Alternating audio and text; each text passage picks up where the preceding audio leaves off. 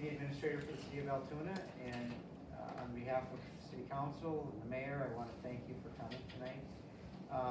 And thank you for your interest in our project. We're really, really excited about this. Also, the project doesn't come without a little bit of anxiety. You know, it's kind of a stretch. We knew that when we put in for our state grant for this. But it's kind of the way we do business here, and we've been kind of pushing the envelope for quite a while, and we're hoping that this will be as successful as all the other projects that we've enjoyed success with. We know that the success will depend largely on the tenants that we get there, and we were really happy that we got what we get 12 or 11, 12 applicants. We've pared it down to 10, and I think there's, is it 5 and 5? Yes. Five restaurants and 5 retail, or 4 retail and 1 bar applicant. So we're looking for businesses that are going to activate that space and draw people there and get people excited to be there.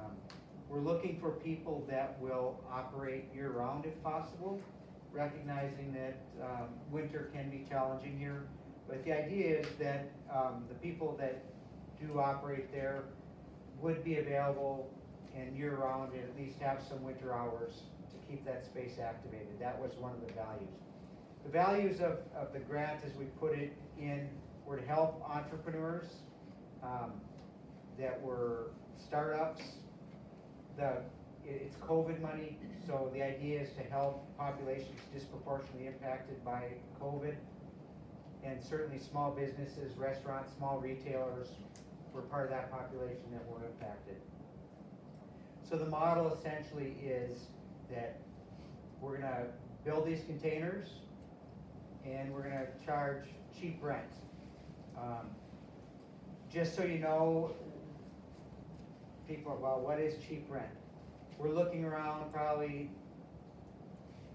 $250 to $300 a month for rent.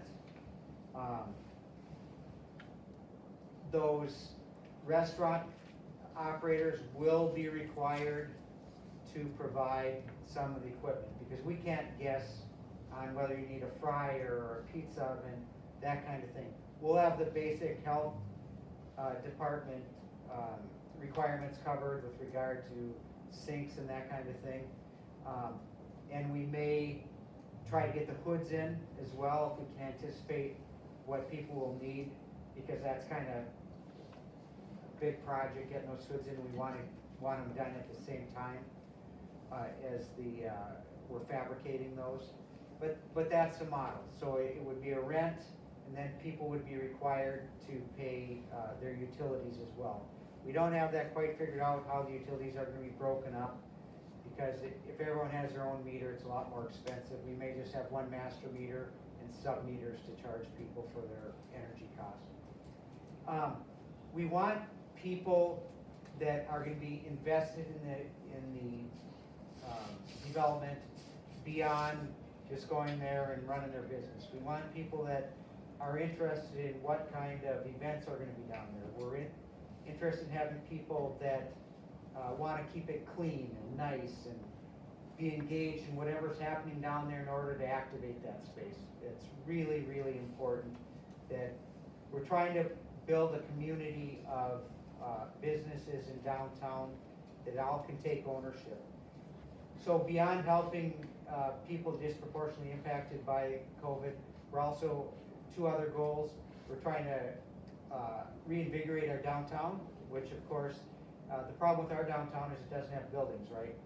So this is our way of getting buildings in downtown without spending a lot of money. Not that this isn't a lot of money. This project's probably about a $1.5 million project by the time it's all said and done. But it's an important project for the city. We have a couple great businesses down there, as you know. We've got Rumps and Nostalgic Bean. They drive a lot of traffic, they do great.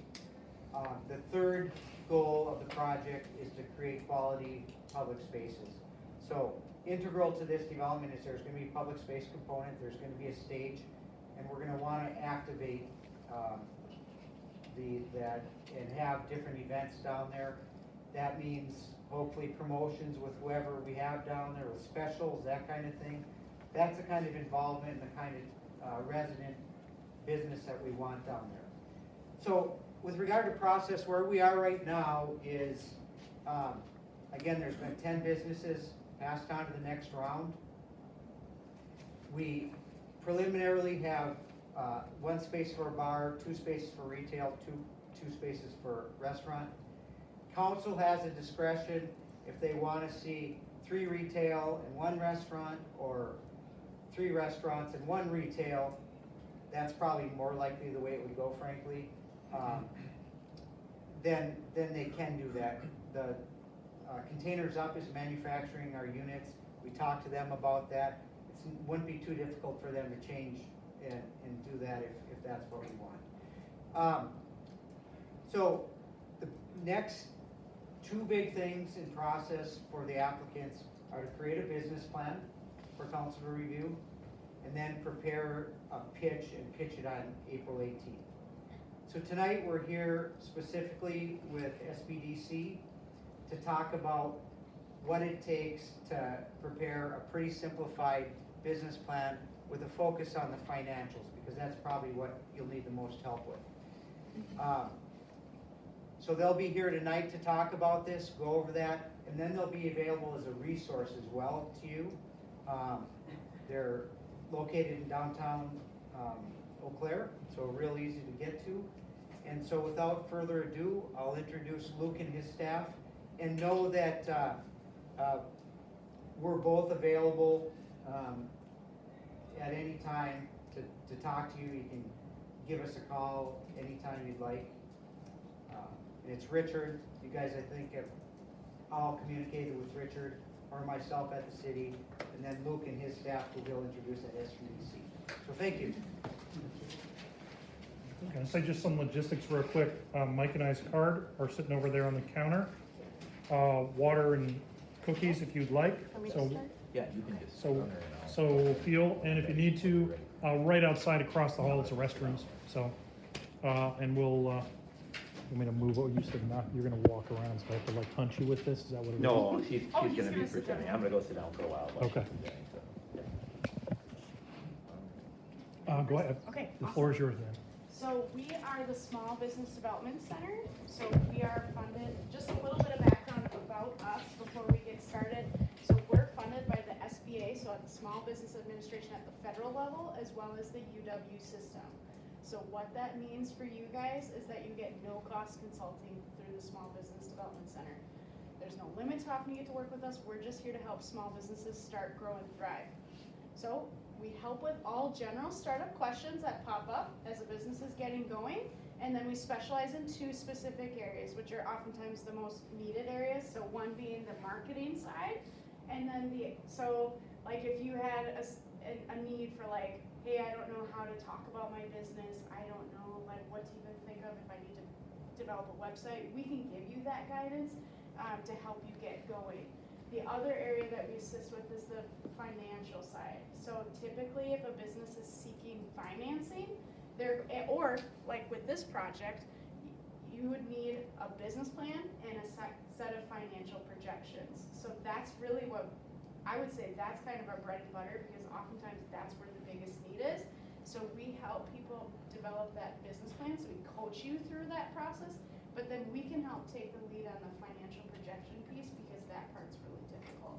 So really what we plan on focusing on today would be that business plan piece, which I don't know, did you already hand that? Yep, I handed it over. Okay, so she just handed that out. So we've got a business plan template that we're going to walk through, and then we can also email that out, unless Richard, you've already, at some point, we'll email it I out, already did. the business plan template, and then there's also something called a client input template that we'll walk through, which is just, hey, what financial information do we need from you if we are to develop financial projections for you. So that's the things that we're going to be walking through. So, and I don't think I even mentioned this yet, so I'm Harley Judes, I'm the Assistant Director here at the Small Business Development Center. We've also got Luke Kempen, he's our Director, and then we've got Emma Gilkerson, who's our Outreach Consultant. So that's a little bit about us.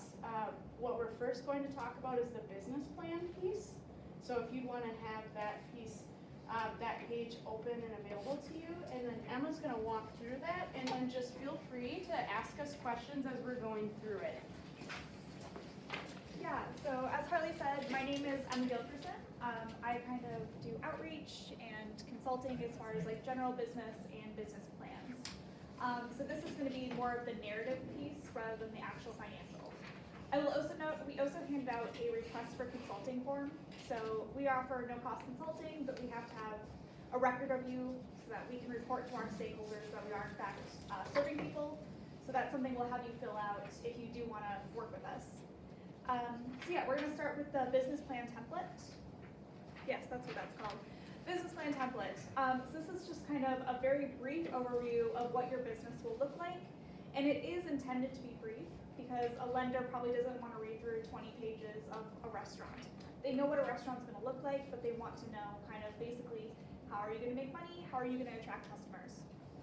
So this is the template that we use for most every one of our clients. So on the front page, obviously you'll put in your business name, whatever you're going to be going to business as. I can scroll through too. Oh, it's also up there, cool.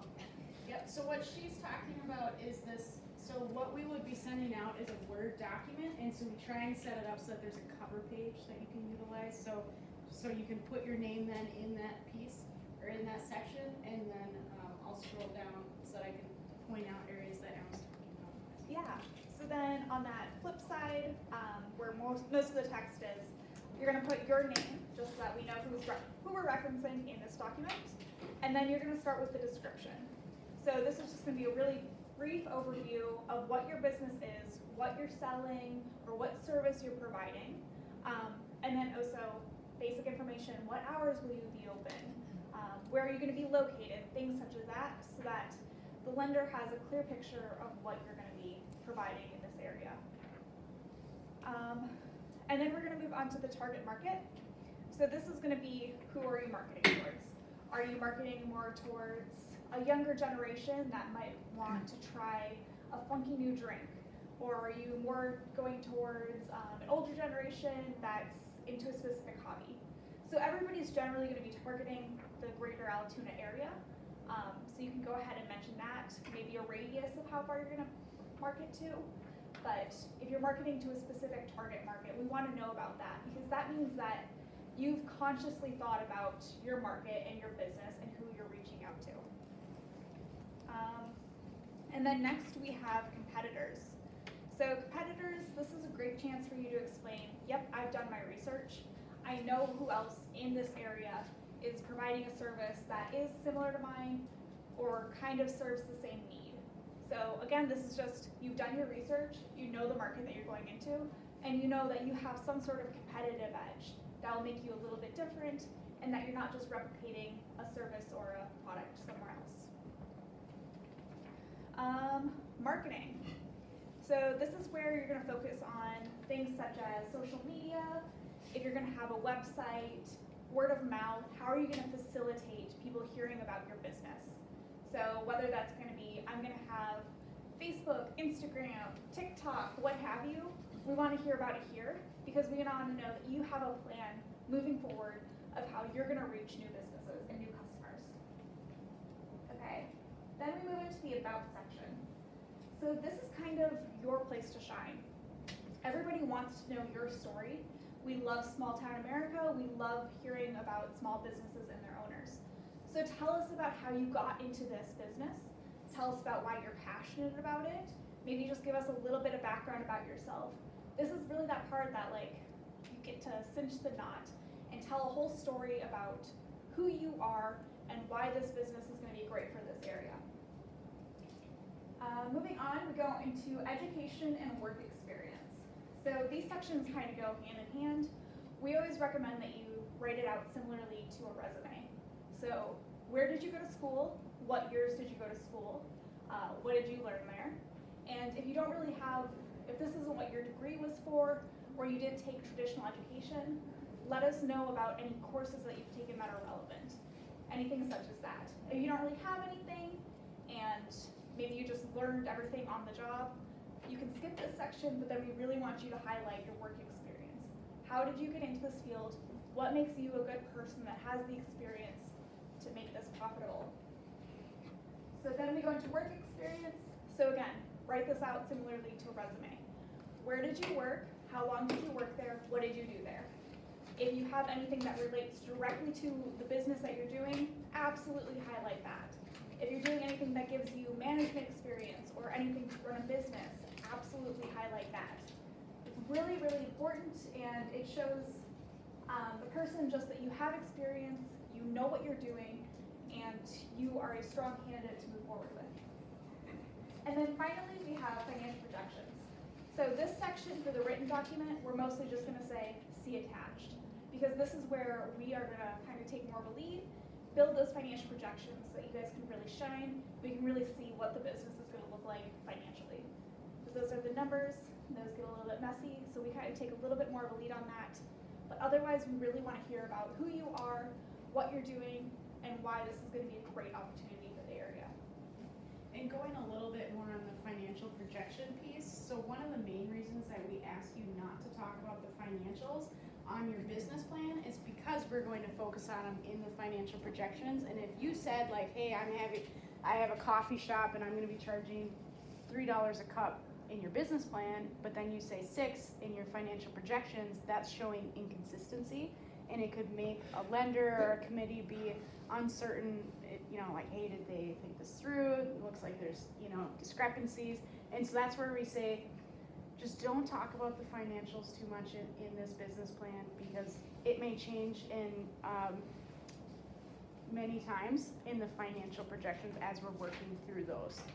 So we go through several different drafts of the financial projections, so don't say something in here that might eventually change, and then all the numbers are mixed up and come from different areas, so keep all the number stuff in the financial projections. This falls in the category of I just don't want to forget to say it, but towards the end or whenever, can you also talk about maybe the regional business fund and some resources available? Absolutely. Okay. Yep, we'll cover that. Okay, thank you. Do you have any other questions about this narrative piece that I could answer at the time? Just kind of a general question, and I don't know, you talked about putting hours and things like that, and is that, I assume it's kind of gonna be based on what other people have in the container park as far as hours go? Or do you just want us to say, like, ideally, these would be the hours? I think that's what we'd like, and again, our goal is to have that space activated, have the people there as much as we can, recognizing that it doesn't make any sense for you to be there if you're not making money. But, yeah, put what you think are your ideal hours and what you're willing to do, basically. And I will also note that this is a little bit different of a circumstance than what we usually work with. So usually we're working with people that are approaching a lender, approaching a bank, and they want to know, do you actually have a plan? So of course things are going to change a little bit as reality becomes reality. But this is just kind of, have you thought it through? Have you thought about what this might actually look like? Yeah, so, and I was thinking about that a lot as I was looking at business plans, looking at pitch decks. Pitch decks are often oriented towards investors as well. I guess I want you all to view the city council as your investors, right? I mean, the city, the council's made a conscious decision to put $1.5 million into this development. You're trying to convince them that it's a good decision for them to be a part of it. So that's the approach you should take on that. Absolutely.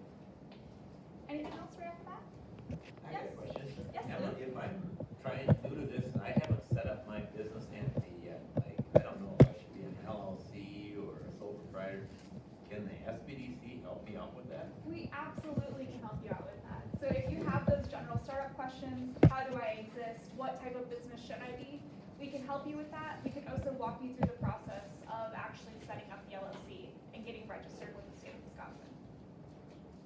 So with that, we have a form, you see some highlights on it.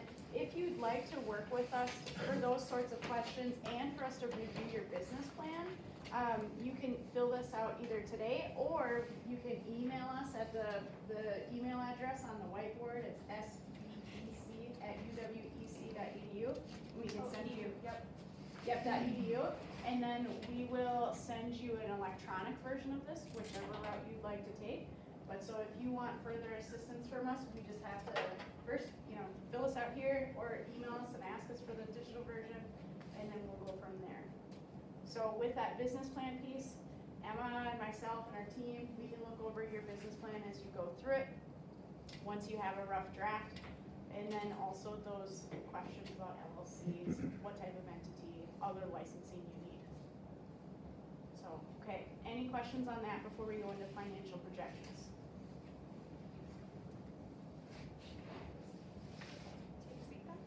Sure, sounds good. So the next thing that we're gonna be going over is the process of developing financial projections. So what I'm going to do is, I'm just gonna bring up the other sheet that you have, which is called the client input template.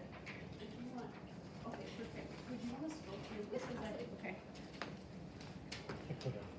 So with this, we've got it on the screen as well, but what I'm just going to share is this document that goes through what we need to develop financial projections. Is everyone in this room a startup? I'm not. You're not a startup. Okay, so I'm gonna walk through, there's two different processes or two different ways to think of developing financial projections. I'm just gonna turn this whiteboard around, and I'll turn it back at the end so that you can see. So you have our contact information.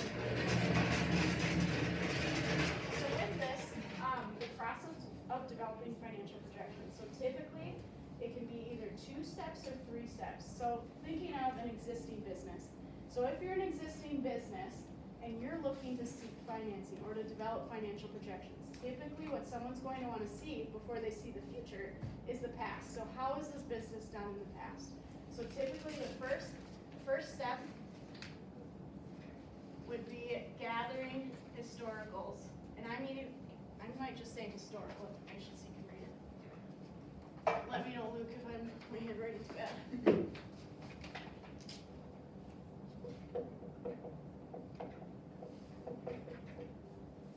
So the first step that we would take is we would gather the historical financials. So this is for an existing business.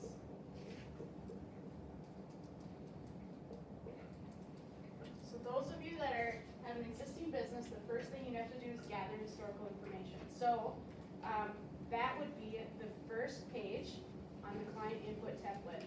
So for the businesses that are existing, that's the main page you're going to have to look at. So this is going to talk about the different things that you're going to need. So for that existing business, we typically ask for 3 years of financial tax returns. So you'll see that on there. You would just walk through the steps on this and you would email them to us. So we would ask for tax returns for the most recent year. So for this scenario, we probably ask for 2020, 2021. If you have 2022 available, we would like to see that, but if we don't have it, we would just take a profit and loss. So just or an income statement, however you're familiar with that. If possible, we would also ask for a balance sheet. A lot of small businesses, financials aren't their thing, and so you may or may not have a balance sheet. If you don't have one, just let us know and we will help you create that balance sheet.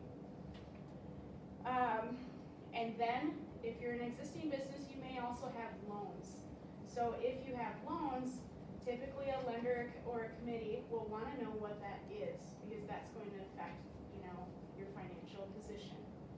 So that's all in this first step. So startup businesses would not need this step.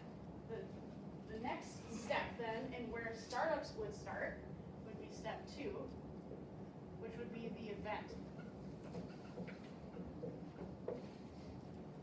So typically in this piece, we would start figuring out, all right, what are you going to do?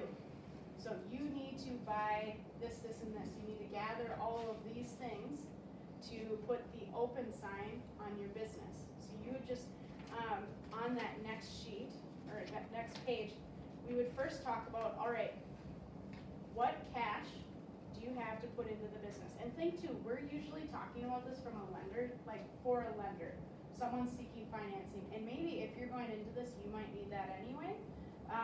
So what we would state is, all right, what's your contributable cash? So, because typically they'll want to know that. And they'll want to know, well, what items do you already own? So like if you have a restaurant, hey, maybe you already have a fryer, or you have something that would be of value to this business. Or I know I've worked with quilters before and they've already got a long arm. Or a mechanic already has his tools. Those are all really big, it's a big deal and it shows skin in the game. And so if you've got skin in the game, we want you to list it out.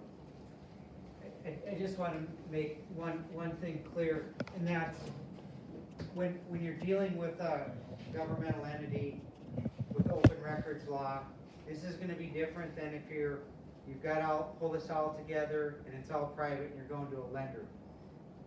We're asking for this to be submitted into the public record. So just keep that in mind, that this is not going to be for private information. If you want to move forward with this process, council's going to review it, and it's going to be a matter of public record. We're not going to put it out there, you know, but if someone asks for it, they can have it. So just want to let you know that it's a little different process that we have here. Good to know. So that's the skin in the game piece of the event. So this is where we're figuring out, well, what all do you have to bring to the table? Then on the next page, you will see a listing of, hey, what all do you still need to buy to be able to put the open sign on your business? So we tried to list out all of these different items or categories of items that you may still need. You may not need all of these things like land and building because, you know, you're renting a space, but we list it all out so that we can make sure you thought through everything. You will need, we will have an armature for a sign, but you'll have to get a sign to put there. Okay. And you'll see, so we've got land, building, furniture, fixtures, and equipment. And then on our next page, there's vehicles. So some businesses, like I've had bakeries before that need to buy a vehicle if they're transporting a lot of wedding cakes to wedding venues, all of those sorts of things. So you may need a vehicle. But if you don't, you would just skip that next page that has the vehicle on it. Then, the next page, so what we've talked about so far for what you would need are all these tangible things. So then we like to also list out, well, what are all of the intangible things that you would need for your business? So we would list that then on this page that's up there. And let me know too if you're having a hard time following. So one of the first things you'll see on the intangible item list is a cash on hand. So think of cash on hand or working capital. This is just money for the bank account so that if you're getting going, you might have a little bit of a ramp up period where you may not have enough customers. So you need some of that cash available, cash on hand, to get you through those first few months. So that's what that is. Otherwise, there's other items like inventory, prepaid expenses and deposits. Maybe you have to pay some rent up front or something. All of those items you would list out here, and then we have extra lines available in case there's something unique to your business that you need. Any questions on any of that so far? All right. So that's regarding, all right, what all do you need to buy? So with that, and if you want to go back to the next one, so that's listing out everything you'd need. Then we have to figure out, and I'm assuming some of you may need financing, so we're going to try and walk you through that process. So once you provide us with that list of everything you need to purchase, then we're able to kind of sort out and see, well, what are the funding options available to you?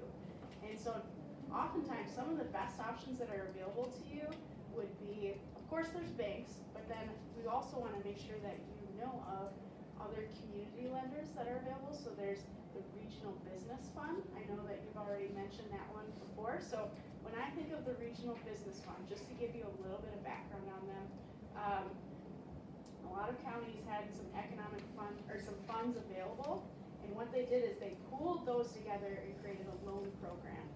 And so I'd say the most common reasons people have used the regional business fund, there's a lot of programs available to them, but I would say there's typically two. So one, a project is so large that someone needs help with the down payment on the project. So like, or even like, let's say there's like a $400,000 project, and you're like, gee, I can't do 20% down on that. So then they would usually say, hey, we'll provide a loan for 10% of that 20%, and then you take the other 10%. So it helps decrease your down payment to about 10% if possible. We usually can work through it and figure out the exact numbers once we see everything we need to get. So that's one way that the regional business fund can assist. And then another is, hey, there might be an opportunity where the regional business fund can take the full loan. So they have a micro loan program. So it's between 5 and 30,000. It's a 4% fixed interest rate, and you can typically get it to 5 years or 60 months. And that's a really nice program too. And so if we look through your project and see that that's a good fit, we'll likely recommend it. Is buying, would be buying kitchen equipment fit into that program? I believe so. Luke? Yeah, let me walk in a little bit more on Yeah. the regional business, because I think, for most of you guys, the microloan program is probably gonna be the big fit for you guys, so. A couple things in the microloan program, so between $5,000 and $30,000, okay? But you have to get turned down by a bank first in order to qualify for the microloan, okay? But that's pretty easy to do. You can go to the bank and say, hey, bank, this is what I wanna do, and generally, we're going to, when we're running the projections and showing that, we're gonna show the regional business fund on there as probably the lender on this thing, and you're gonna take it to the bank, and they're gonna say, oh, all you need is 30,000, you got we'll sign off on this go, okay? Because they don't wanna fiddle with that small of a loan for the most part, okay? So just be aware of that, so you need what they call a decline letter from, the regional business fund. That's common. They're Okay. familiar with Yeah, that. yeah, and the banks in the area pretty much know that too. And that's a great interest rate. Yes, yeah, it's 4%, fixed rate, locked in. If you're looking at equipment, I'm thinking most of what they're gonna probably do on what you guys, if you don't have land and buildings involved, it will probably be 4 or 5 year loan. So 48 months, 60 months, 4% locked in. Right now the rate's at 4, hopefully they'll hold it there. So, but I'm assuming they're going to do that too, so. Yeah. So typical bank rate right now, 7%, in that range or more. So RBF is a little bit better product for that, okay? Now, if you need a significant amount, maybe you need $70,000, right? Okay, and maybe you can put 10% down, or let's use an easy number. Maybe you need $80,000, you can put 10,000 down, okay? And the bank, RBF can do a microloan up to $30,000, but then you still have a gap, right? You got 10,000 down, you got 30,000 from the regional business fund, and you need 80 in total, right? So you got a $40,000 spread there yet, okay? Well, you may wanna go to your bank first and see if the bank will lend some on this project, right? So if the bank says, yeah, we'll lend 40, and you can put 10 down, now you have a gap of 30,000, right? Hey, that's the regional business fund microloan program, right? $30,000, you can fill that gap, okay? Or they may say, hey, if the bank lends 40, we'll lend 40, or something like that. And you might be able to get them with no down payment. That's a rarity, but that's how it kind of works, okay? So we just have to see, that's why, as Harley said, once we find out what you have and what we're talking about, we can give you guidance on how we think you should try to get this thing funded. Okay, make sense? Any questions on that? I guess Yep. this is nitpicky, but like for the retail space, so it's glass front, correct? How are the other 3 walls? Like They're slatted, all 3 are slatted? I believe so. Okay, Yep. thank you. And there will be a counter, you'll have to have a POC. or Yeah. Point of sale, POS, yeah. Point of sale, but, yeah. Okay. And just one more thing on the microloan program. The microloan program, because you're already in business, but the microloan program, it's from startups to 2 years, okay? if you're beyond 2 years, then you would not qualify for the microloan program, but they do have a growth loan program, okay? And that's a little bit different, but that's up to $60,000, where you gotta have at least 100,000 in sales in the past year. So that's kind of We'll how that work works. through it for But you. we can work you through that estimate, but just letting you know, it is the first 2 years of existence with that microloan program. All right. So with that, the final step of developing financial projections is actually just projecting revenue moving forward. So I'll just mark this down. This is where we actually get into actual projections. So with that, we spend most of our time on this page right here. I don't know if you guys have that available. And Luke, I don't know if this is where you're wanting to. Yeah, I can come in and chat a little bit about that. Okay, so the third step, as Harley said here, is actually projecting the revenue and expenses. Yes. Okay, so doing the, preparing the income statement, all right? And so if you look at this page here, that has the revenue part on here, what I always like to tell you to do is this. First of all, you need to identify what your revenue streams are going to be for your business, okay? And since most of you guys are probably retail or restaurant or bar, right? So you have to figure out, well, how are you gonna categorize your revenue stream? If you are a restaurant, most of the time what we see happen for categorization would be, well, am I gonna be open for breakfast? Am I gonna be open for lunch? Am I gonna be open for dinner? Okay, those would be three good line categories, right? Breakfast, lunch, dinner. Okay, what's my average selling price for breakfast? Let's say it's $10. What's my average selling price for dinner? Let's say it's $12. What's my average selling price for lunch or whatever, you know, $12 or whatever. So put that in there and work it through, okay? Then you may have beverages. Now, a lot of restaurants that are working with our bar restaurants are serving alcohol and that. So we may have alcoholic beverages as a revenue stream, and we may have just soda or something like that as a revenue stream, okay? So those may be my revenue streams that I'm gonna project with, all right? And I'm gonna put a selling price on an average and a cost of goods sold percentage, okay? And I can put an example, so I can Yep. do the beverage line. Yep, you could do that, put something in there. So let's say I have my beverages, and I got an average selling price of $3 a beverage, okay? Then I would need to put in there, what do I think my cost of goods sold is? Well, in the restaurant world, if you're going to a bank, the bank's gonna know what's typically out there, what is common for a restaurant, okay? And that is typically somewhere between 30 and 35% typically, depending on the type of restaurant, okay? If you're selling pizza, that may be closer to 30%. If you're selling steak, that may be closer to 37%, okay? So depending on what type of restaurant and what you're gonna serve. Typically, we'll use 33 to 35% in our projections when we're helping people work through that, okay? Make sense so far? No, Okay, so if we put that in there, and then it's just gonna calculate, I mean, you can put it in there, but, you know, normally we'll put it in a template and it'll calculate. And that's what you're gonna do. So if you do it this way, then what you're going to actually project, if you scroll down, Harley, on there, if you go down the bottom here then, is you're gonna have your revenue stream again, beverage is gonna pop back up in there.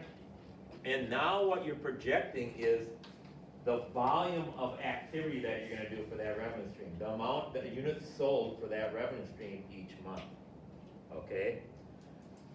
So, this is where the whole part of the projections come in, right? And if you're a startup, you really don't know, do you? I don't know, I don't know. You're gonna have to start out with what you think might be reasonable, okay? And we're gonna help you walk through some testing maybe on that. So if you say that you're gonna open up a restaurant and you have 20 seats in there, okay? Room for 20 people in your restaurant, and you're gonna serve breakfast, and you're telling me that you're gonna serve 60 people every day for breakfast. Is that logical?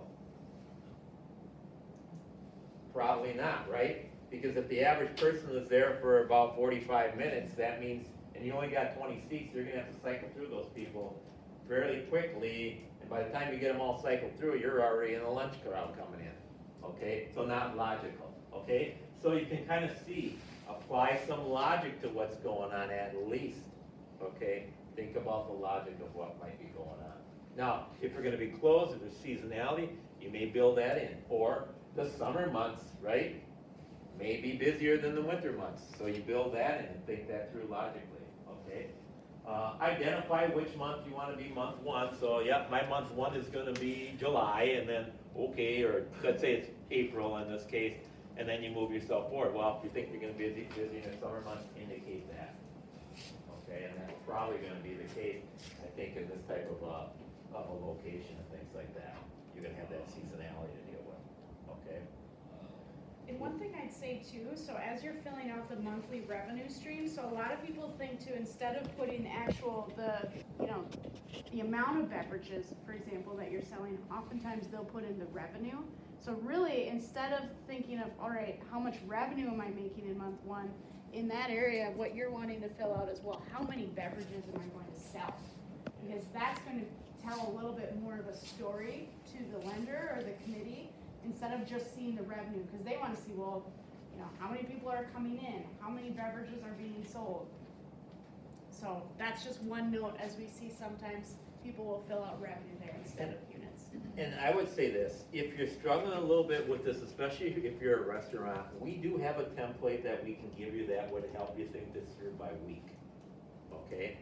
And it's probably a good exercise to think it through by week first, because then you put the days of the week, right? And so you may be closed on Sundays or something, or closed on Monday. A lot of restaurants close on Monday, right? And so you can work through, well, Saturday or Sunday I'm gonna have this, Monday I'm gonna be closed, Tuesday, Wednesday, Thursday, Friday, Saturday, right? Well, what's typical of the restaurant world, but as the week goes on, what do you suspect is gonna happen with your customer volume? Probably get busier, right? You get closer to the weekend, everybody's out on Friday nights getting fish fry or whatever, okay? So we can give you that sheet, especially in the restaurant world, that's a helpful thing. The problem with that sheet or that projection setup though is it projects by week. And you can't get the seasonality in the months and so on, it's very difficult to use that. But it can help you think through an initial week, a typical week maybe in the summer, a typical week in the winter time, and so on. And so you could take that component of the template, hey, this is my typical summer one, here's my typical winter one or whatever, seasonal thing, and that will help you think through the numbers. And it does end up with giving you the numbers by month, okay? And then you can just plug those numbers in. So you got more of a two-step process. You're gonna do it by week, capture the number, it's gonna give you the number by month, and then just build the number in by month, and we got it. So you have those industry standards for like beverages and food, what cost of goods sold? Yep, the percentages, yeah, Okay. yeah. So if you're struggling with that, just come reach back out to us, we'll help you out with that, or leave it blank if you need to, or take a guess, and then we'll come talk to you about, oh, I think that's a little high, I think that's a little low.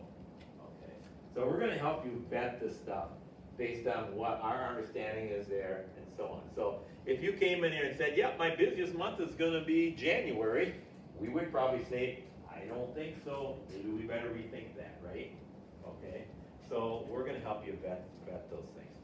The other thing, well, we're gonna talk about the employee table in too, right? That's it. Okay, we'll talk about that in a minute. Okay, so you're gonna do that with your different revenue streams. Okay, so that's a restaurant, right?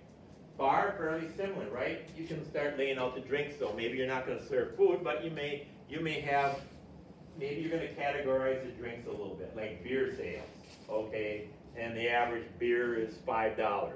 And then you're gonna have mixed drink. The average mixed drink is $8 or something like that. So I'm gonna let you kind of think that through. And then maybe, I don't know what your structure would be, but whatever your revenue streams are, whatever you got for sale, put it on there and build out your revenue table. Now on alcohol, typically we're looking at, for beer, maybe like 28% cost of goods sold, something like that. And mixed drinks, probably the same thing. I'd probably just start with that same 28% cost of goods sold. That's a factor on that. Do you have a month one? Is it July? What is it? That's a very good question, and I was gonna talk about that. So, we have a tremendous amount of work that we need to do. We're gonna rebuild the street in front, and then build the plaza, build the park space.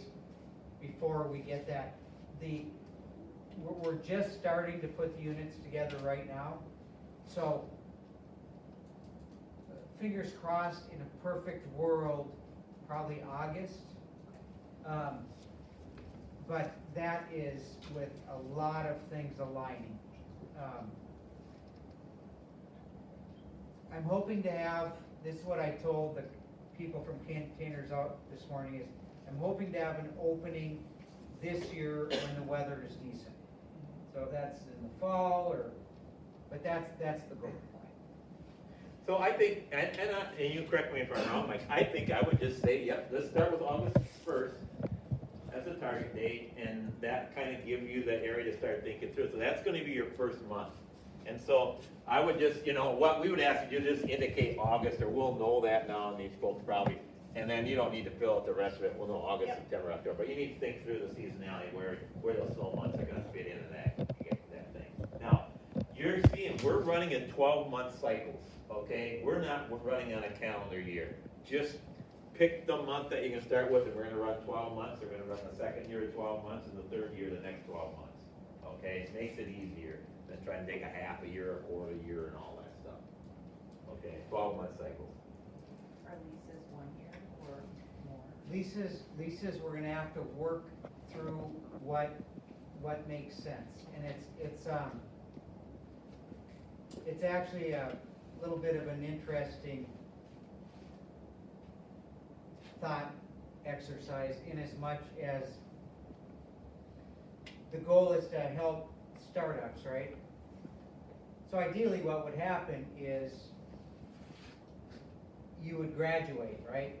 You would perhaps find a brick and mortar in Altoona, hopefully. But we would want you to have time to build your business, build capital in order to be able to do that. So what's a reasonable time to do that? On the other hand, another one of our goals is to activate space and bring people to downtown Altoona. So if we have a business that's killing it down there, and it comes to the end of their lease, we may want to keep them there because they're drawing a lot of people down there, and so this is all new for us as well, and we're gonna have to work through that together, so good question. Okay, so we talked about restaurant and maybe a bar type structure, right, a business. What about the third thing was retail, right? What do you guys think about retail? You could be selling items from 20 cents to $200, right? We're not gonna want you to list everything, right? We're gonna give you 8 lines, okay? So you're gonna have to think that through a little bit, okay? Depending on what type of retail you got going, but typically what we'll do in a retail setting is maybe look at more of our revenue streams being more of a dollar amount of sales, okay? So we may say, hey, the average $10 sale, the average $20 sale, the average $30 sale, or something like that. And then we're gonna project how many customers we think are gonna come in each week and spend this amount on items in my retail. Does that make sense? Okay, because we can't capture every item of retail, it'd be just too broad of volume, okay? So we have to figure out something. So that's one way of doing it. Now, maybe you have specialty areas, right? I'm gonna sell jewelry, and my jewelry is gonna average anywhere from $10 to $20. Okay, well then jewelry, $15 average selling price, okay? That may be easy to do, okay? So, and what you also might find is that the 80-20 rule might apply, right? 80% of my sales may come from 4 or 5 different categories or items. So let me focus on those, and then everything else becomes other revenue, and you would throw a number at it, okay? Just depends on what you got going on. Make sense? Okay. Any questions on it? This is the most difficult part of doing projections, right? Unknown, especially you guys are all startup and you're in an unknown place, okay? So you're not gonna be perfect. If you hit your projections exactly as we projected, and you open that store up in the exact same way, then we're gonna go to Las Vegas and go back. Because, that means we're super people, right? Supermen. That is probably not gonna happen.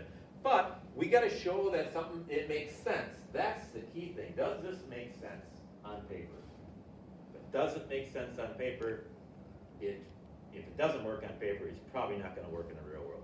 If it works on paper, doesn't necessarily mean it's gonna work in the real world, but we got a better chance at it.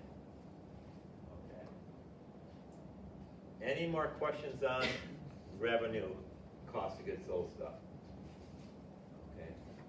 What I'd say too is if you're struggling with this, some people are like, yeah, I understand it, it makes sense, I'm just gonna fill this out. While others struggle a little bit more because they might have a very unique, item they're selling, or it's their first time doing it. You can always set up a meeting with us and we can talk it through.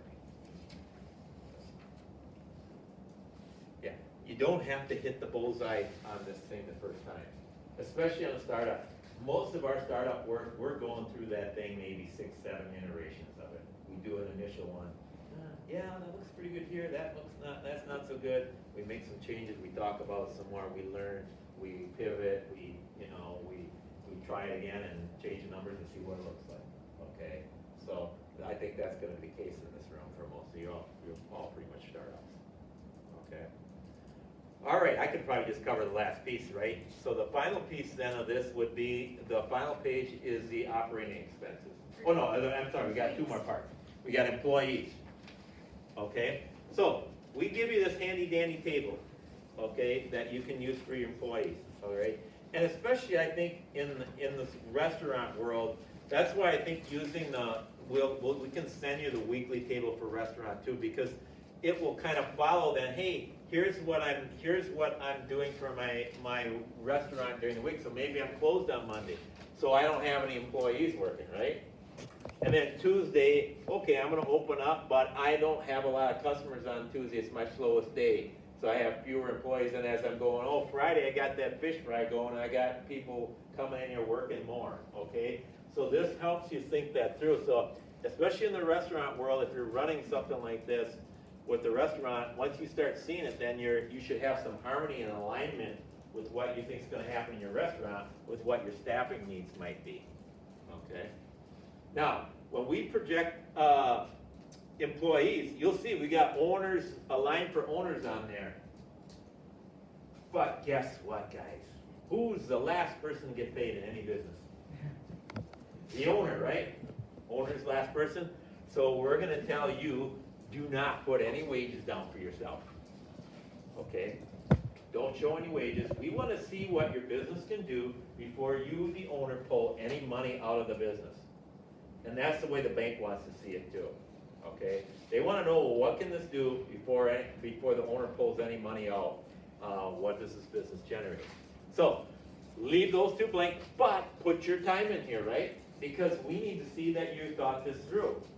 So if I put in here that, yep, I'm going to be open 7 days a week, and I show no employees here on Saturday, and I'm going to the bank to get funding, and I'm supposed to be open on Saturday, do you think the bank's going to approve your plan? No, no, they're not going to, because you didn't think it through. Well, you're open, but you got no employees. How are you gonna be open? That doesn't make sense. You didn't really think this through. I'm not gonna give you the loan. Okay, so this will help you force thinking through what's gonna happen, right? That makes sense? If you're gonna be open, make sure you got coverage. If you're gonna be open 12 hours a day and you're only showing 8 hours a worker, and you're not in there, you got nothing for you or whatever, that isn't gonna work either, right? If you're a restaurant, you're gonna be serving breakfast, lunch, dinner. I don't know that's probably what? 12 hours spanning at least? You better have coverage, better have a cook there for the 12 hours then, right? So that's how you gotta think that through. So this table will help you, especially in that restaurant world, I think, and in the retail too. I mean, you start thinking, well, what are my hours? Do I gotta have coverage? Okay, makes sense? And bar the same way. Bar may not open up till later in the day or something too, but that coverage thing is important. All right, so put the dollar amount, what you're gonna pay the employee, and put their hours down and think it through. All right, put your own hours down for what you plan on being there as an owner too, and then fill in the coverage. questions on that? Make sense? All right, then now we come to the final step of this, okay? And that is the operating expenses, okay? Operating expenses are things that are not directly related to the cost of what we're doing, the revenue stream. So, for example, the cost of that food would be a cost of goods sold, right? Because that's directly related to that stream. Or if I'm in retail, if I'm buying jewelry and I'm selling jewelry out of there, jewelry would be a cost of goods sold, the cost of the jewelry, the inventory cost of goods sold, okay? Operating expenses are just general things that pretty much every business has, okay? So advertising, rent, property taxes, utilities, garbage, internet. So we've got them pretty much all listed there. You may not have some of these, you may have all of them, you may have only a few of them. I don't know what your business is, okay? So you gotta think it through. It sounds like though, if you're gonna rent a space, you're gonna have some utilities, because you're gonna have to cover some utilities. So you have to kinda estimate that. You're gonna pay rent, okay? You can put an annual amount in there, that's how we show it, but if you decide to show it monthly, then just cross out annual and write monthly on there, if that's easier for you to think it through, however you wanna think it through. All right? Some of these expenses are, maybe insurance, you pay them once a year, twice a year, so we're gonna take whatever you put in there, and we're gonna divide it out over 12 months equally. Okay, so that's the easiest thing to do, all right? So just understand that. All right, just trying to think if I'm missing anything. Oh, okay, so if you have borrowed money, you're gonna have interest expense, right? You don't need to show that, because we're gonna capture that in the part that Harley was talking about, in this event part, when we're figuring out any debt that you're gonna have. We'll capture the debt expense and the payments and so on. So you do not need to worry about that in the operating expense section. All right. Just trying to think if there's anything else. So, just thinking this through, we will probably have one centralized garbage that we'll take care of. My hope is that we'll have internet, Wi-Fi down there for the whole park. We are gonna figure out how to separate out the utilities, just in fairness, because the restaurants are gonna be using a lot more than the retail. As I said, rent, I think it's gonna be around $300 a month. That's kind of what we've been talking about.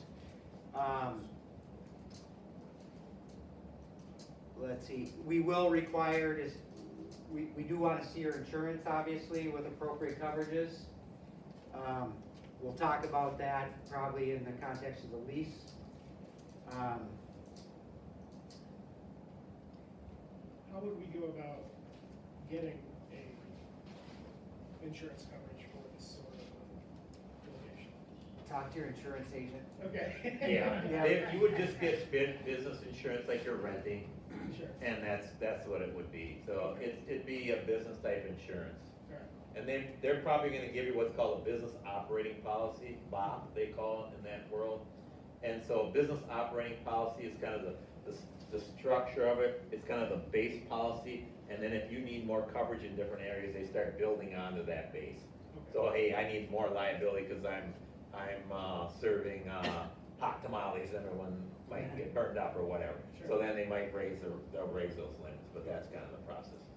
And then what they're probably gonna ask for, the city probably will, is a certificate of insurance from you. And we may be asked to be additional insured. Yes, yeah, and they may ask to be additional insurance, and they'll want a certificate of insurance, so Yep. they would say, give us your insurance, or request your insurance company, send them directly a certificate of With insurance. these specified limits. Yes, with those specified things on there, Gotcha. and they'll tell you what that is, and then your insurance agent. And will get it. we'll talk to our insurance Yeah, what they need. company, and they'll tell us what we need.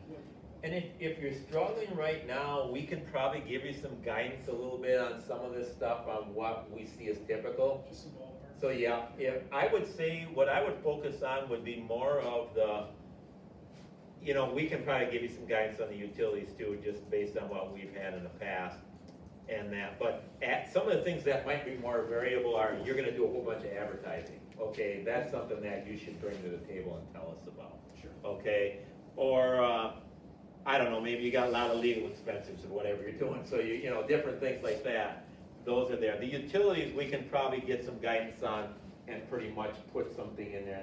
And if we say, hey, yeah, we think the utilities are gonna be $150 a month, and we're in there actually 160, it's not that big a thing, okay?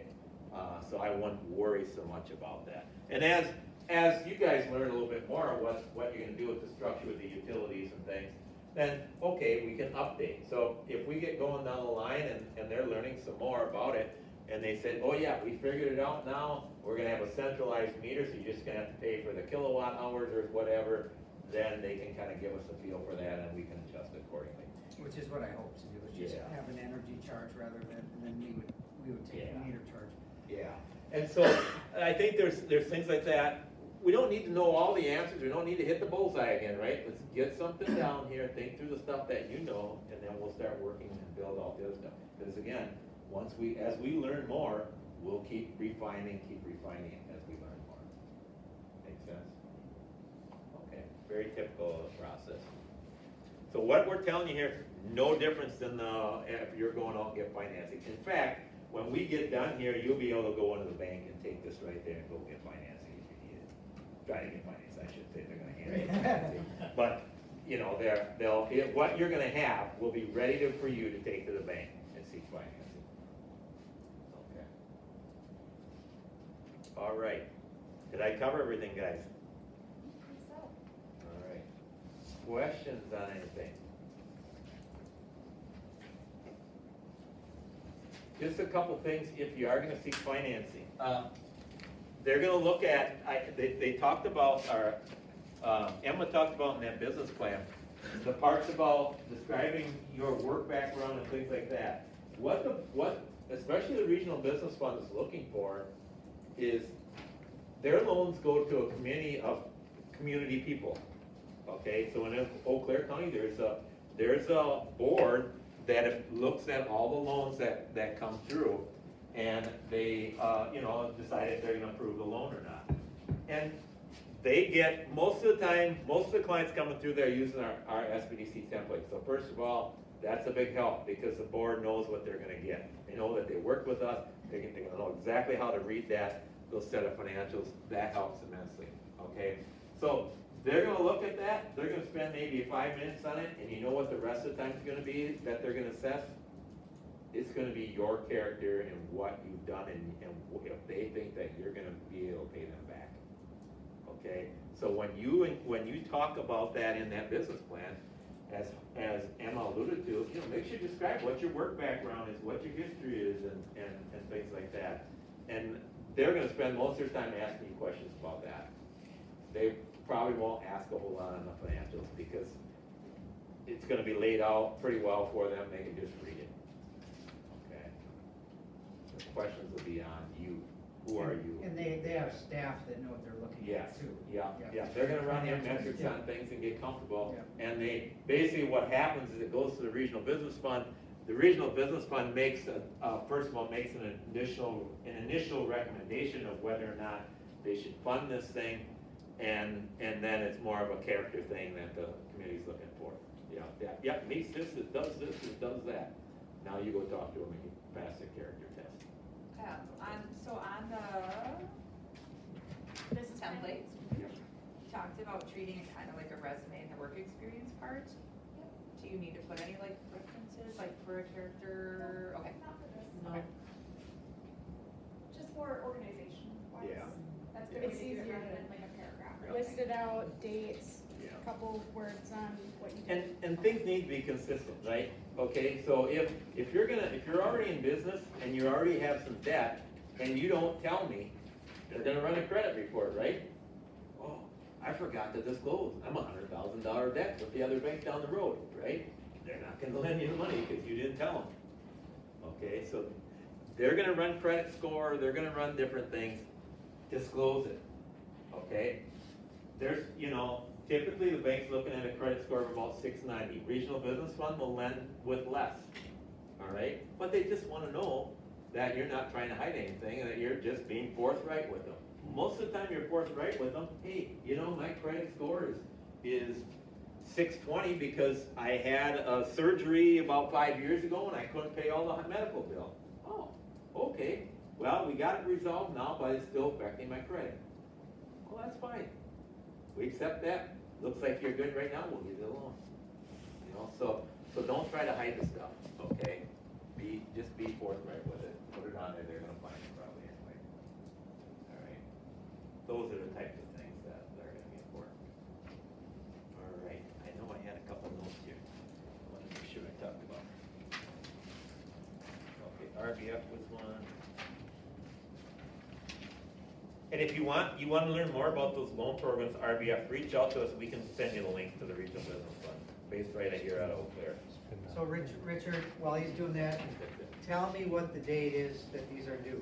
It's very important. Okay, so the way the council works is, we have to kind of work backwards from when they meet. So they're gonna meet on the 18th of April. So what we'd like to do, now I have to look at my calendars to make sure. April 6th. April, yeah. April 6th is when these are due. That'll give council time to review them and look at them before that meeting. So, given that, guys, do you think you should come in on April 5th and come ask us for help? Probably not, because we are not gonna be available to help you that day. If I were in your shoes, I would get everything figured out this week. Yeah, And then get it to us if you maybe want. even Okay. set up a meet, if you don't know how to fill everything out, email us tomorrow to set up a meeting, because I will say, we are already booked out 2 weeks, which Yeah, means you won't some get of us are in. 3-4 weeks out.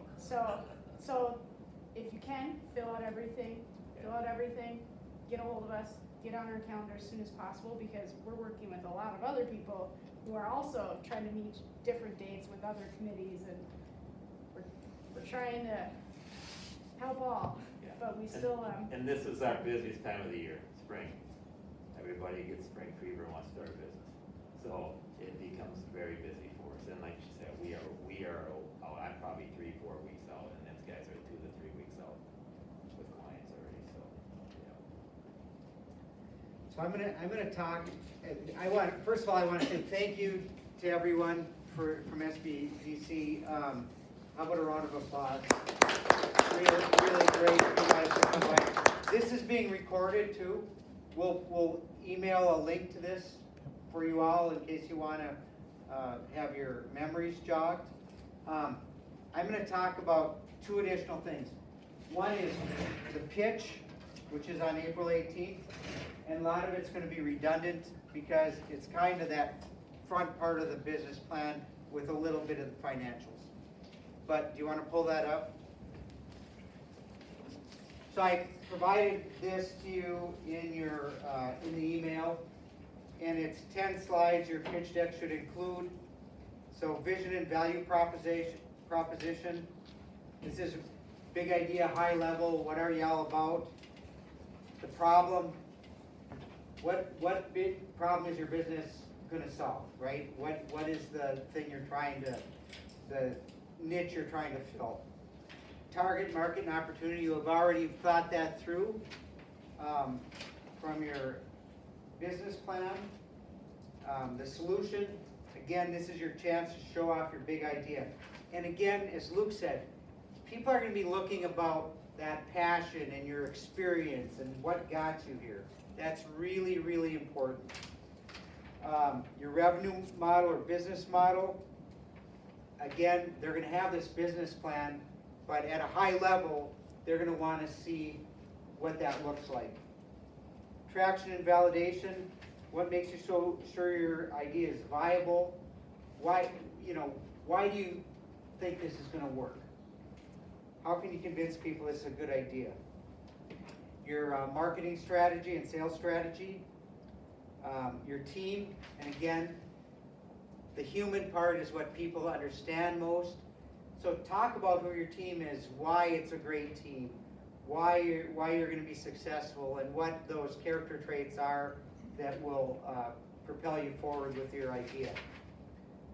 Your financials and expenses, on the expense side, you already went through your revenue side, so you're gonna talk about your expenses. And then we added this one that's not traditional in a pitch deck, but it's added value to the community. And I talked about this at the beginning, and that is, we truly want you to be part of that downtown community. We want you to help with events down there. We want you to have ideas and take ownership. That's really important. What can you add beyond what your business brings in particular? So a pitch is at most 6 minutes.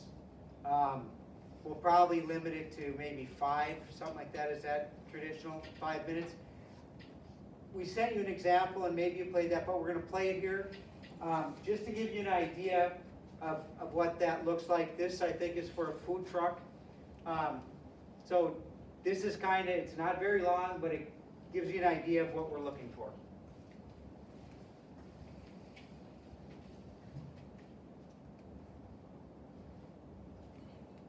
Hold on, I gotta get some sound. My audience. How many of you did not pack your lunch today? Well, maybe, yeah, you didn't pack it, okay. Maybe you didn't have time to go buy groceries, or maybe you are those kind of person that only have 20 minutes to go to leave your workplace, go get food, come back to work. Whatever the case might be, it is lunchtime and you're definitely hungry. What are you going to do? Are you going to the vending machine, or are you going to McDonald's again? Come on, no. Well, forget those options, because tonight I'm bringing you the solution, and that solution is an Aripaso food truck.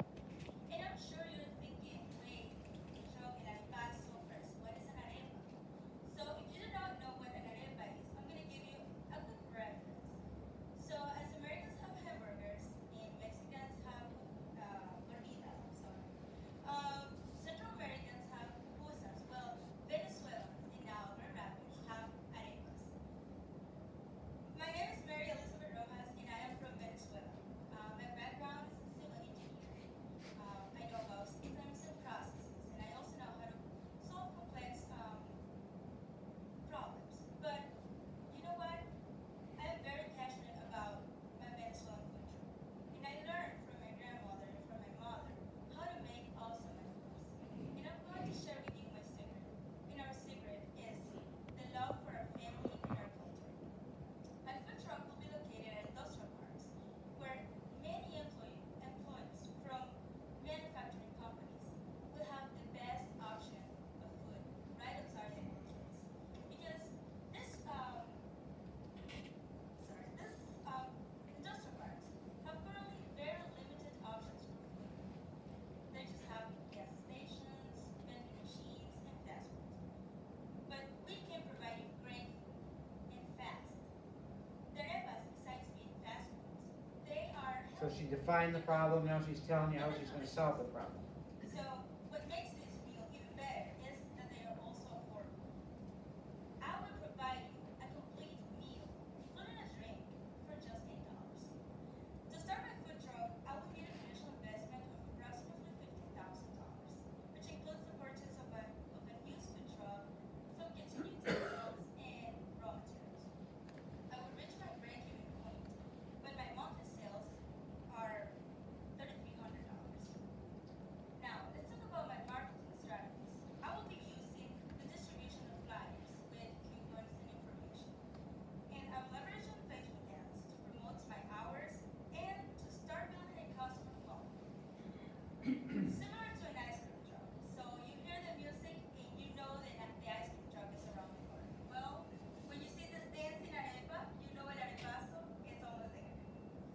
I will also upload pictures on Instagram to showcase my product, and I will use Instagram to increase visibility and awareness. Thank you very much. So I think she got cut off, they had a very strict time limit there. That was only, I think, 2 or 3 minutes, so you'll have more time than that. But that's kind of the feel and the gist of it. They wanna know who you are, what you're about, what your idea is, what problem it solves, something about your financials. And again, we wanna know what else you're gonna bring to the community as well. I wanted to talk a little bit, and what the format of that is, we're gonna have a panel of experts. We're gonna have people from SBDC, we're gonna have bankers, we're gonna have entrepreneurs. Probably about 6 or 7 people on a panel that you'll present to, and then the council members will be behind. After your presentation, there will be a short time for people to ask questions, both the experts and the council. And then following all the pitches, we're gonna go into deliberations and hopefully make a decision that night of who we want to advance to the next round, or advance forward.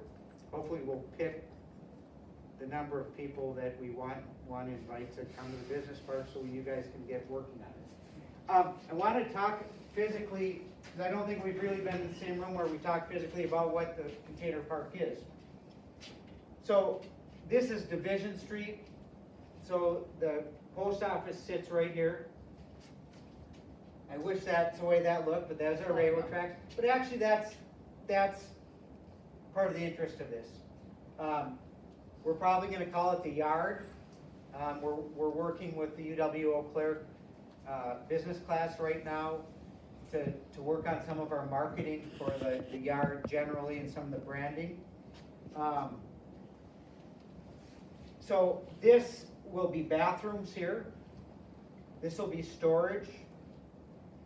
This will be a seating area. So it'll be, what is that, 20, 40, 80 by 8. So quite a bit of space up there. You'll have roll-up garage doors looking out that way, so we'll be able to rent that for events, for birthday parties, whatever. That's part of the model here. These two are restaurants. So the idea is people would get their food either as takeout, or this will be climate controlled. They'll be able to sit up here. These two will be the retail, and then this one will be the bar. And we do have one bar operator. It's the owner of Golden Spike that is interested. He also owns the Labor Temple Lounge, so he's got a lot of experience operating bars, so that's good. We didn't know if we would get a bar operator, but we think that's really important. And of course, this is a stage, and we'll probably have some tables and that kind of thing out in the central area, and hopefully some activities too. We put in some grant applications to have some interactive projector type games. We also put in for getting some murals done down here. So that's kind of the layout. And again, programming is going to be an important part of this. Are we going to have music nights on to complement our music nights at River Prairie? Maybe we would have something on Friday night down there. Again, we want to work with whoever the residents or the businesses that are end up down there. We want to work with them in order to really promote it together and have a sense of community down there. That's going to be really important. So I think that kind of wraps it up from my end, but I want to open it up to any questions you might have. I know there's a lot of material that we covered, and you got a lot of work to do now in the next month. So, any questions? Do you have a rough estimate for how many indoor and outdoor seats will be, like, sit down locations? I don't know. We can do a diagram of that and see how many tables we can reasonably fit in there. Sure. What's between, like there's those little covered areas between the containers? Is that seating? This was just more like some comfort to get people in the shade. It shows that there's high tops there right now. We may or may not have these covers. It might be a fire code issue to have some separation. But it was just a matter of having another area to get out of the sun, and also have handicap accessibility, since this is gonna be stairs here. Although this is gonna be at grade with tables in there for handicap accessibility. It's not gonna be climate controlled, but it'll be another place for people to come in here and be able to sit and eat. Mike, well, there'll be like restrooms or somewhere in there then, right? Restrooms are here. Okay, oh, in there, okay, yes. Yep. The only place? Yep. Yeah. Yep. There will be four private restrooms. And then you said that you're planning on having the 2 restaurant location, and I assume the bar location be whatever is required for health and safety. Yes. Fire code. Yep. What exactly does that entail outside of like dancing? Well, we'll have the walls with the, what do they call that? The dairy board or whatever it's called. Milk. Fiberglass, I think. Yeah, the fiberglass. We'll have, I think a mop sink is required, I believe. There may be a hand wash sink required. Yep. Yeah. I think that's it. We'll have it, electric and all that in there. Okay. Yep. And gas, I assume. Yeah, and gas, yes. So like refrigeration. Refrigeration will have to be modular. You'll have to Putting it in bring, the sink, that's probably gonna be what's that? like a triple sink or. Well, we'll have dishwasher that in station. there. Oh, okay. Yep. We'll have the 3 compartment sink. Okay. Yep. Cool. Yeah. We have a list of equipment that we can send out that's gonna be included in each of the restaurant units. Okay. Okay. Thanks. Can you send that out? Yes, Chrissy? Any recommended opening hours, closing hours? Well, again, it's a balancing act, right? I mean, we don't want you sitting there not making money. That doesn't make any sense. But ideally, we would have businesses that were busy all the time and were open 6 days a week. The restaurants, we would hope that they'd be open for lunch and dinner, at least. The retail, it depends on the retailer, right? I mean, you're talking about doing a bait and tackle business, that's gonna have different hours than a boutique, right? So, we're gonna have to work through that together. We do hope to do some special events where, everyone would be on board to have their businesses open and have specials and that kind of thing. Yeah. So again, this is all new territory for all of us, so we're gonna have to work through it together. The bottom line goal is activating space and get people in downtown Altoona. The other thing I'm gonna point out is there is parking along here, along this side. In the evening, we have an agreement now with the county building that we can use the parking after hours in the county building parking lot. And really, there's an enormous amount of parking within a couple blocks of downtown with the grid system.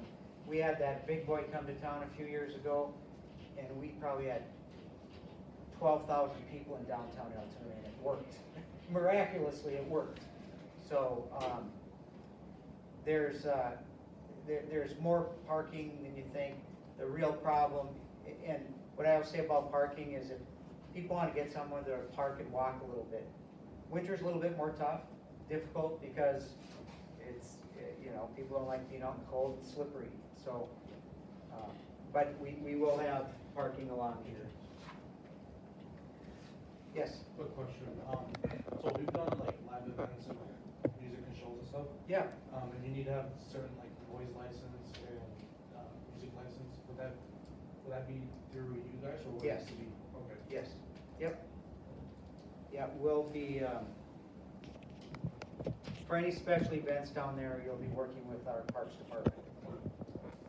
You mentioned, winter typically restaurants is a little slower, I mean, and I will say for retail, I feel like Jan Feb is slower, but like we ramp up in the, November, December. Yeah. Hours can ebb and flow, is that kind of okay? They can, we're gonna wanna have an idea though of what Right. that looks like, right? Right. And I mean, my hope is the restaurants will have robust takeout followings, you know what I mean, in the winter. I mean, I know, I've had Nene's Tacos before, I know I work right down there, I know if I want something quick to grab on the way home, it'll be really easy, it'll be great, or what, the other options as well. So, my hope is that it still will, you'll still have a good, when Rumps moved down there, he got a lot of people telling him he was crazy. He really did, and he can tell you off the top of his head how, and I think hopefully we'll have him on the panel, but how many customers he gets through the door every week. I mean, it's, 1,200-1,500 people through the door a week. I mean, there's a lot of activity down there, and people will, if they can avoid going to downtown Eau Claire because of parking problems and because they don't want to drive all the way down there to get a good meal, there's plenty of critical mass in Altoona to serve. So I think it can be very successful, so. All right, well, thank you very much, and I just want to say sincerely thank you on behalf of the city for your interest in the project and the effort that it's going to take to get this stuff together for us, so thank you. Thanks, everybody, appreciate it. Thank you.